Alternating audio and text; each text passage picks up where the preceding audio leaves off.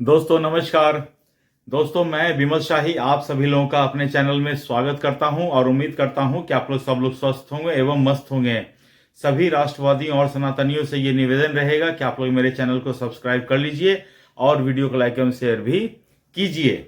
दोस्तों हम लोग बात करने जा रहे हैं सुप्रीम कोर्ट ने आज जो फैसला लिया है प्रेसिडेंशियल रेफरेंस पर, उसके बारे में हम लोग बात करने जा रहे हैं। तो दोस्तों फाइनली सुप्रीम कोर्ट ने अपना ही फैसला को पलट दिया है।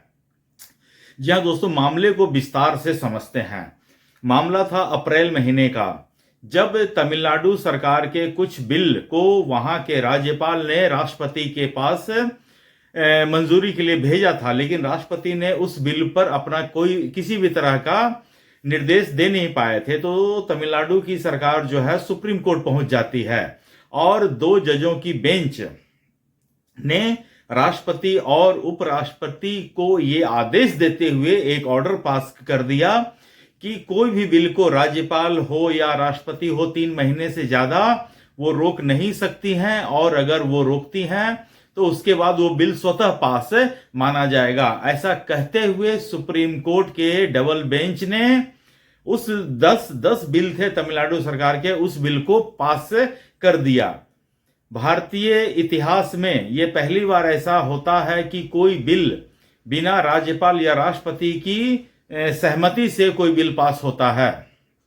उसके बाद भारत के राष्ट्रपति द्रौपदी मुर्मू जी ने सुप्रीम कोर्ट से 14 प्रश्न पूछे थे। तो उसी 14 प्रश्नों के जवाब देने के लिए भारत के सीजीआई BR गवई जी ने एक 5 जजों की बेंच एक गठित की थी, जो कॉन्स्टिट्यूशनल बेंच होती हैं। तो आज उन्होंने फैसला सुना और इसकी बहुत लंबी सुनवाई चली है। और इस सुनवाई में इस देश के ऑलमोस्ट जितने भी बड़े बड़े वकील होते हैं, जितने भी, 1-2 नहीं, कम से कम हर एक स्टेट को इसमें स्टेक होल्डर बनाया गया था और हर एक स्टेट ने अपने अपने तरफ से वकील को भेजे थे और हर स्टेट ने बड़े बड़े वकीलों का ही नाम इसमें दिया था। तो और इसमें तमिलनाडु की सरकार की तरफ से कपिल सिब्बल वकील थे, जो ये चाह रहे थे कि सरकार सुप्रीम कोर्ट जो राष्ट्रपति को आदेश दिए हैं 3 महीने वाला जो रूल है वो एज इट इज ही रहे। लेकिन फाइनली आज सुप्रीम कोर्ट ने कपिल सिब्बल महोदय को एक और झटका देते हुए, कपिल सिब्बल वैसे बहुत बड़े वकील हैं, इस देश के बड़े वकीलों में उनकी गिनती होती है, लेकिन आज फिर सुप्रीम कोर्ट ने उन्हें एक झटका दे दिया है और इनसे थोड़ा सा उनको परेशानी होगा आने वाले समय में। तो सुप्रीम कोर्ट ने ये अपना ऑब्जर्वेशन लिखा है कि सुप्रीम कोर्ट अनुच्छेद 201 और 203 के तहत आप राष्ट्रपति हो या राज्यपाल हो, इनको आप समय सीमा में नहीं बांध सकते हैं। ठीक है। और इसी के साथ ये लाइन लिखते ही जो उन्होंने अपना पिछला जो उनका फैसला था, जो डबल बेंच की जो जज ने फैसला लिया था, उस फैसले को पलट दिया।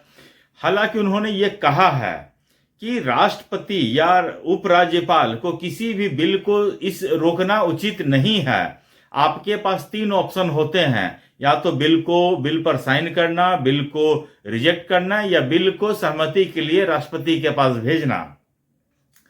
तो मेरा मानना यह है सुप्रीम कोर्ट महोदय जी, जो उस समय के तत्कालीन राज्यपाल थे टी रवि, उन्होंने भी तो यही काम किया था कि उनको बिल के कुछ प्रावधान पर कुछ आपत्तियां थी, तो उन्होंने सहमति के लिए एक रेफरेंस के लिए राष्ट्रपति के पास भेजा था। तब आपकी जो डबल बेंच है वो ज्यादा काबिल बनते हुए अपनी पावर का 143 वाली पावर का यूज करते हुए कहा, मतलब कि बिल को बिना राज्यपाल या राष्ट्रपति के मंजूरी के बगैर ही बिल को पास कर देते हैं। तो ये एक बहुत बड़ा कॉन्स्टिट्यूशनल दिक्कत जो है देश में उपस्थित होने जा रहा था। आप इस देश के राष्ट्रपति हो या उपराज्यपाल को किसी भी टाइम फ्रेम में बांध नहीं सकते हैं। सबसे पहली बात, सुप्रीम कोर्ट उन्हें कोई आदेश दे ही नहीं सकता है। राष्ट्रपति जो होती हैं या जो होते हैं वो देश के प्रथम नागरिक होते हैं वो इस देश की तीनों सेना के वो हेड होते हैं। पूरे जो सरकार होते गवर्नमेंट के वो हेड होते हैं। तो जो सबके हेड होते हैं आप उनको ऑर्डर कैसे दे सकते हैं? ये एक बहुत बड़ा कॉन्स्टिट्यूशनल क्राइसिस था जो उत्पन्न होने जा रहा था। हम लोगों ने भी कई बार इसका विरोध किया था कि सुप्रीम कोर्ट राष्ट्रपति को आदेश देने वाला कोई नहीं होता है, लेकिन फाइनली सुप्रीम कोर्ट को बुद्धि आई और उन्होंने अपना फैसला को पलटा।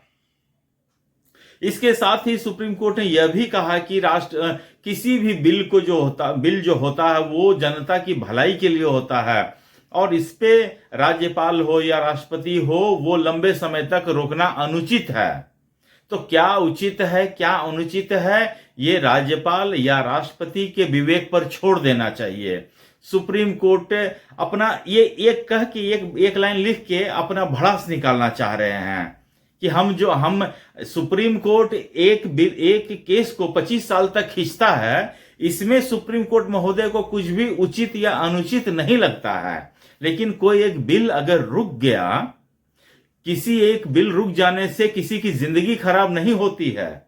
लेकिन सुप्रीम कोर्ट महोदय आप जो किसी भी फैसले पर किसी भी केस पर 25 साल बाद जो फैसला सुनाते हैं, अभी कुछ दिन पहले मैंने देखा था एक आदमी जो 100 रुपये का रिश्वत के कारण 39 साल तक जेल में रहा और उसके बाद 39 साल बाद पता चला कि उसके ऊपर लगाया गया इल्जाम जो था वो झूठा था और 39 साल बाद आपने उसे रिलीज किया जेल से। ये होता है सब खतरनाक फैसला, इसके ऊपर आपको ध्यान देना चाहिए। लेकिन आप पता नहीं किस गलतफहमी में जीते हैं सुप्रीम कोर्ट के महोदय, मुझे पता नहीं चलता है कि आपको ये सब समाचार पत्रों में पढ़ने को मिलता भी है, टीवी में देखते भी हैं या नहीं देखते हैं, या एक बार अपनी कॉलोनी में घुस गए उसके बाद बाहर की दुनिया से आपका कोई मतलब ही नहीं होता है। खैर मुझे इस पर ज्यादा नहीं कुछ कहना है। सुप्रीम कोर्ट के वकील सुप्रीम कोर्ट के जो जज महोदय होते हैं वो ज्यादा काबिल होते हैं, ज्यादा लर्नेड होते हैं, तो उनको ये फैसला उन्हीं पर छोड़ देना चाहिए। और आज का जो फैसला था ये बहुत ज्यादा वेलकम स्टेप है और ये फैसला बहुत दिन पहले ही आ जाना चाहिए था। हालांकि सुप्रीम कोर्ट ने इसको भी करने में काफी टाइम लगाया है। पता नहीं इसको ये मानने में, मैं तो कह रहा था कि दूसरे ही दिन सुप्रीम कोर्ट को ये सारा चीज बोल देना चाहिए था, लेकिन सुप्रीम कोर्ट को हर चीज में खींचने का आदत है। तो इस मामले को भी करीब 9 महीना तक खींचे हैं तब जाके ये रिजल्ट आया है। तो दोस्तों मुझे आज के लिए इतना ही अपडेट देना था। आप लोग अपना ख्याल रखिए, स्वस्थ रहिए, मस्त रहिए। तब तक ले नमस्कार, बाय।